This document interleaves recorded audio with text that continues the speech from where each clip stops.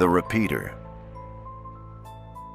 It was late, close to 1 a.m., and I was up finishing work emails, the glow of the laptop screen making the rest of my apartment feel like a dark fishbowl. When my phone lit up, I expected it to be spam. The number was blocked, no caller ID, just a vague unknown caller notification. I let it ring once, twice, and was about to let it go when I hit answer without really thinking. At first there was silence. I almost hung up. But then, just as I pulled the phone away from my ear, I heard something. A sob. A woman, crying. Soft, breathless, like she was trying to hold it in but couldn't. I brought the phone back up. "Hello? Are you okay?" The crying stopped. The line went quiet again, but she didn't hang up. Then, in this small, broken voice, she said, "He's watching me." I sat up straighter, suddenly alert. "Who's watching you? Do you need help?" No answer. "Miss? Where are you? Can you tell me your name?" More sobbing, the sound of her trying to breathe through panic. Then quietly, "He doesn't blink. He doesn't blink. He doesn't blink. He doesn't blink." The line cut out. That was it. No click, no goodbye. Just silence, then disconnection. I stared at the screen, stunned. I'd never had a call like that in my life. It didn't feel like a prank. Something in her voice was too real, too raw. I reported it to the non-emergency police line, just in case. Gave them the time, what I remembered, the number listed as unknown. They told me there wasn't much they could do. I get it. Felt like a ghost call. I didn't expect it to happen again, but it did. Same time, the very next night. I was brushing my teeth when the phone rang again. Same blocked number. I let it ring 3 times, debating. And then, with a strange sense of dread, I answered. Sobbing. The same sobbing. At first, I thought maybe the call had glitched and replayed itself, like a recording, but then she spoke. "He's watching me."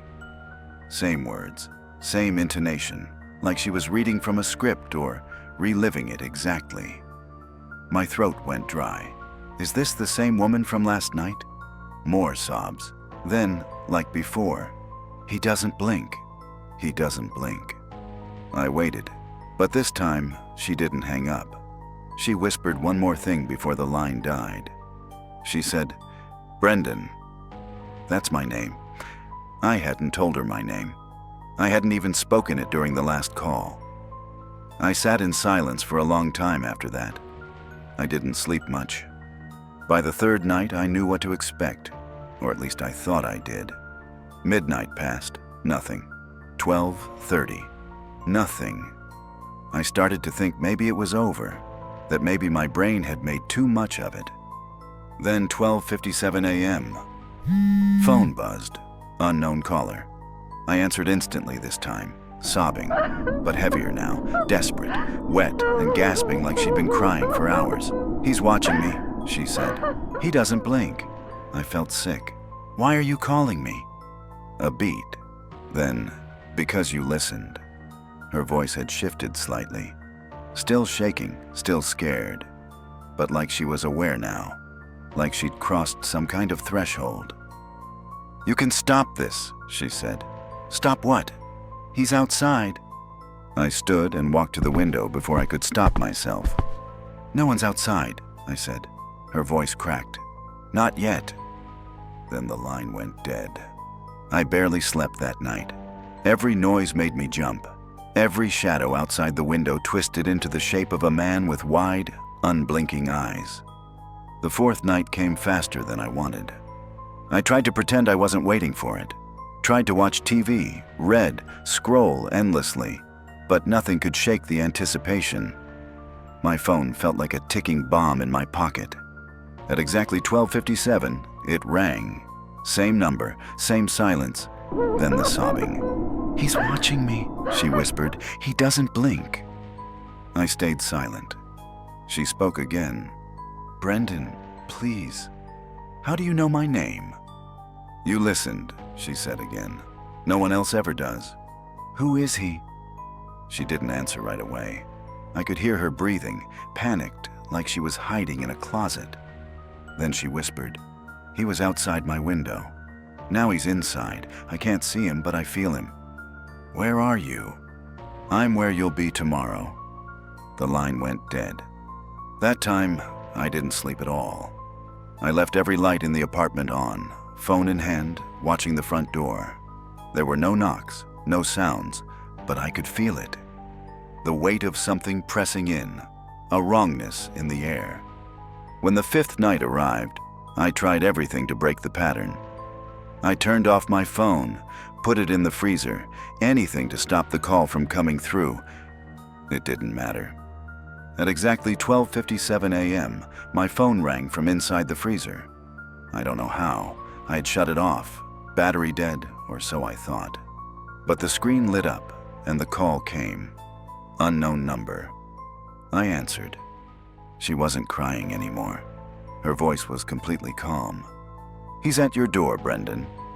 I turned toward the door without thinking, and then I heard it. A knock. I whispered into the phone, "What happens if I open it?" Her voice trembled slightly. "Then it's your turn to repeat." I crept to the door, looked through the peephole. Nothing, but I could hear it now, breathing, slow, ragged, coming from the other side. "He doesn't blink," she said again. "That's how he gets in." I stared at the peephole, frozen. I don't know what possessed me, but I blinked. A single, instinctive blink. And in that fraction of a second, between the lid closing and opening again, he was there. A man, no, a thing. Pale. Wrong. Head tilted at an impossible angle. Smiling. His eyes were wide open. He did not blink. I stumbled back, heart racing, dropped the phone, but I could still hear her voice. "This is how it starts. You listened, you watched, and now?" A knock, louder, closer. "Now you'll cry, and someone else will listen." The lights flickered. Another knock. The phone on the ground buzzed again. Voicemail. Same blocked number. I picked it up, hands shaking. I pressed play, and I heard my own voice. Sobbing, whispering, "He's watching me. He doesn't blink." Then silence. Then a whisper, "Tomorrow, I call someone else." And I finally understood. The call doesn't come to warn you. It comes to pass you the curse, and the only way out is to make someone else listen. I couldn't move. I just stood there in the middle of my apartment, phone in my hand, the voicemail echoing in my head. My own voice, crying, saying those exact same words, the same way she had, every syllable, every tremble, like I had already lived it, like it had already happened. "He's watching me. He doesn't blink." It was me. I was the next repeater. I locked every door and window, pulled the blinds, sat in the corner of the room with every light on, knees drawn to my chest, clutching the phone like it was the only thing keeping me tethered to reality. I didn't know what else to do. I didn't know how much time I had. But one thing was crystal clear. It had chosen me now. And soon, I'd be the one making that call. The hours crawled by. I kept checking the time. Every creak in the floor, every gust of wind, every passing car outside made me jump. But the night passed. Somehow. And then it was morning. Bright, blinding, normal morning. But nothing felt normal. I called out of work. Couldn't focus. Couldn't eat. I tried calling the police again, but what was I supposed to say? I'm being haunted by a phone call from myself, and there's a blinking demon outside my door? No one would believe it. I found myself going through old forums, paranormal subreddits, deep dives into cursed phone numbers and looping hauntings and psychic contamination. Nothing quite matched, but there were pieces. Stories of voices passed on like viruses, chains of trauma that traveled through technology. I didn't sleep that night either. I didn't even sit down. I just stood at the door, waiting. The phone rang again, 12:57 a.m. Blocked number. This time, I didn't answer. I just stared at it. It rang and rang until the screen went black. Then voicemail. One new message. I didn't press play. I already knew what it would say. But still, I couldn't help myself. I tapped it. He's watching me. My voice, again. Like I was trapped in the memory of something I hadn't even done yet. He doesn't blink. I shut the phone off. But even powered down, the screen lit up. A single message. One more night. I didn't know what that meant. One more until what? Until I died? Until I became the thing? Until someone else took my place? The 6th night, I broke. I started pacing the apartment, whispering to myself, checking the peephole every few seconds. My eyes were bloodshot, my skin pale. I barely recognized myself. The phone rang. On time, 12:57. I picked up. I didn't even wait. Who are you? She was crying again, her voice ragged, but she spoke through it. You'll see him tonight. Number, I won't let it happen. I won't be you. She paused, then said, You already are. Click! I screamed. Through the phone. It shattered against the wall. Silence, but not peace. I heard footsteps in the hallway, slow, deliberate. Then a knock, and another. And then I realized something horrifying. It wasn't at my door. It was at my neighbor's. I pressed myself against the wall near the door, heart pounding. A moment passed. Then I heard the knob turn next door. I wanted to scream, wanted to warn them, but I was frozen. I don't know if they opened it. I don't know what they saw, but I heard the scream, and then nothing. Just the sound of a phone ringing somewhere down the hall. And I understood. It moved on. For now. But that's the thing about the repeater. You don't pass it on because you choose to. You pass it on because it chooses when. And when it does, you make the call. So here I am, staring at this phone in my hand, listening to the static, waiting for the moment I hear that sobbing voice again. Not through the speaker, but from my own throat. And when that happens, I'll dial a number. Any number.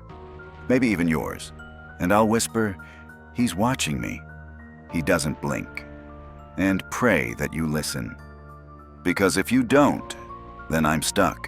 Forever. And he doesn't blink. So he'll never stop watching.